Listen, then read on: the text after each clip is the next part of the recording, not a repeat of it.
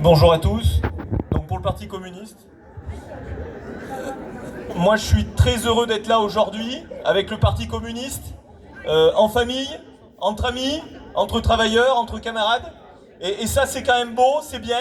Thierry l'a pas dit, mais ce 1er mai, il est historique à Brive. Et pourquoi il est historique? Parce qu'on a quand même 3 partis politiques, plusieurs syndicats, plusieurs associations qui se sont réunis, qui se sont donné la main pour organiser cette journée. Et ça marche. Donc bravo à tous d'être là, d'être présents aujourd'hui et de faire vivre la fête des travailleurs. Ouais. C'est historique aussi parce que dans 2 jours, ça sera l'anniversaire. Je vais finir là-dessus, attends. C'est historique aussi parce que dans 3 jours, dans 2 jours, ça sera un anniversaire important. D'accord? Ça sera les 90 ans du Front Populaire. Il y a 90 ans, comme aujourd'hui, les syndicats, les partis politiques s'unissaient contre l'extrême droite et pour les droits des travailleurs. Et il en a résulté des droits importants pour les travailleurs, hein, la semaine de 48 heures et les 2 semaines de congés payés. Est-ce qu'aujourd'hui,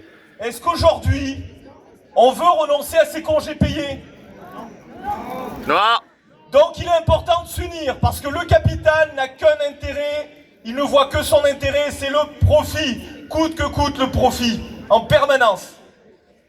Et il faut le combattre, les travailleurs doivent s'unir pour le combattre. Le Parti communiste est là pour aider les travailleurs, il était là en 19 avec Jaurès pour dénoncer la guerre, pour la paix, parce que la guerre, c'est le profit du capital encore et toujours.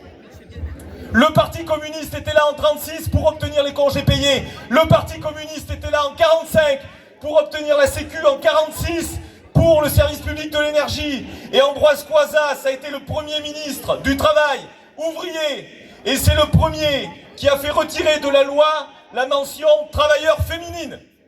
Parce qu'en 45, avant 45, il y avait un abattement de 30% sur le salaire des femmes. Et ça encore, c'est le Parti communiste qui l'a obtenu. Donc je vais vous le dire, camarades travailleurs, dans les prochaines élections, il faudra plus se tromper.